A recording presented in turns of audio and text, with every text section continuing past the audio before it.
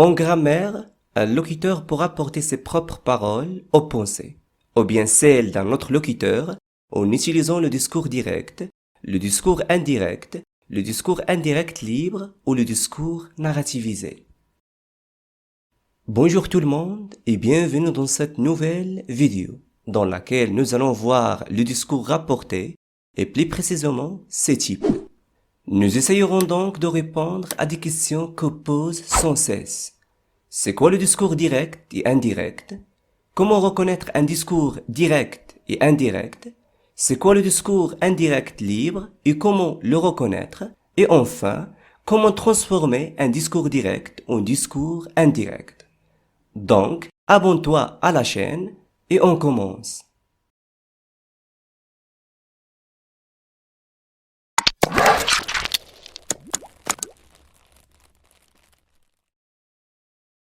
Commençons par la définition du discours direct.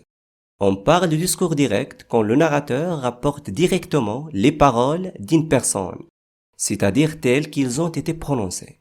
En d'autres termes, dans le discours direct, le narrateur rapporte les paroles ou les pensées d'un personnage, mot à mot, tels qu'ils sont, sans les modifier.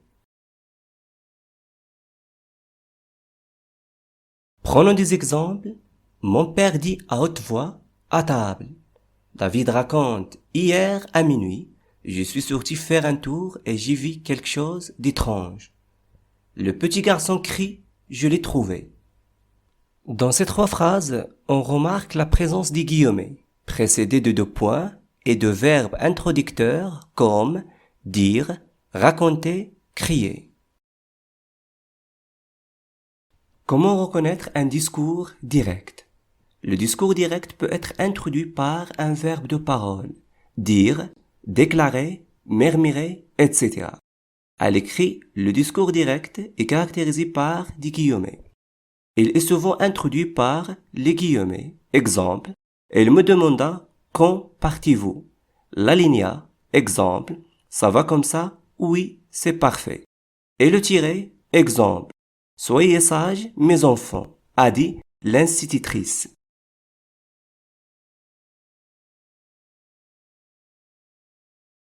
Passons maintenant au discours indirect. Lorsque l'on rapporte des paroles prononcées par quelqu'un, il est rare qu'on les retranscrive ou les recopie mot pour mot. On emploie le discours indirect. Dans le discours indirect, il y a toujours présence d'un verbe introducteur qui permet de modaliser le discours. Dire, parler, s'exclamer, crier, murmurer, etc. Comment reconnaître un discours indirect? Le discours indirect rapporte les paroles en introduisant une subordonnée complétive. Exemple, il a dit qu'il aimait tant ses parents.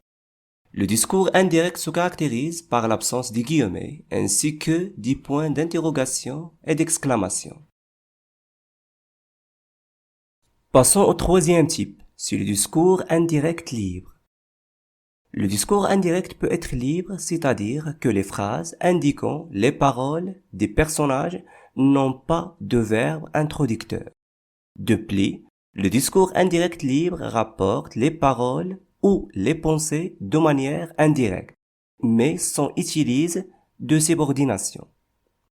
De manière générale, le discours indirect libre est surtout fréquent dans la littérature, mais il peut s'employer dans la langue parlée. Exemple, ces paroles avaient été claires, il viendrait le lendemain et personne ne pourrait l'en empêcher. La principale excuse des coupables était qu'ils avaient oublié le rendez-vous. Comment reconnaître un discours indirect libre? Le discours indirect libre n'a pas de verbe introducteur. Il y a souvent des ponctuations comme les deux points. C'est toujours la personne qui parle, mais à travers la voix du narrateur. Voyons maintenant comment passer du discours direct au discours indirect. Le passage du style direct au style indirect entraîne des changements grammaticaux. La première, c'est la modification du pronom. Exemple, il a dit « J'ai vu une animatrice de télé ». C'est une phrase au discours direct, on peut transformer au discours indirect en modifiant les pronoms et on supprime les deux points et les guillemets. Et on peut dire « Il a dit qu'il avait vu une animatrice de télé ». Modification des temps. Utilisation de la troisième personne à la place de la première personne. Concordance des temps. Exemple.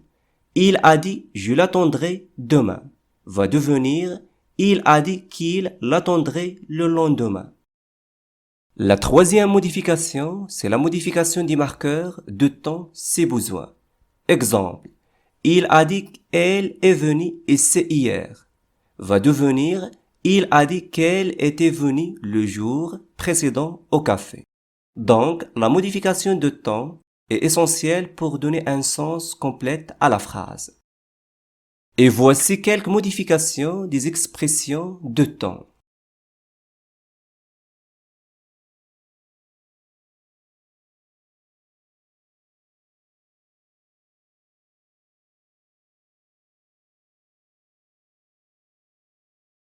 On récapitule, le discours rapporté au discours direct et indirect consiste à répéter les mots qu'une autre personne dit. Il y a trois types en fonction de la manière dont on rapporte les paroles. Au discours rapporté direct, on répète ce que l'autre dit et il est indiqué par deux points et par des guillemets. Exemple, il m'a demandé où habites-tu. Au discours rapporté indirect, on utilise un verbe introducteur suivi d'une phrase complétive. Exemple, il m'a demandé où j'habitais. Et le discours rapporté libre, on interprète le discours sans utiliser un verbe introducteur. Exemple, il voulait savoir mon adresse.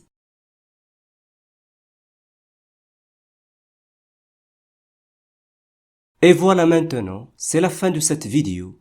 Merci plusieurs fois de voir cette vidéo jusqu'à ici.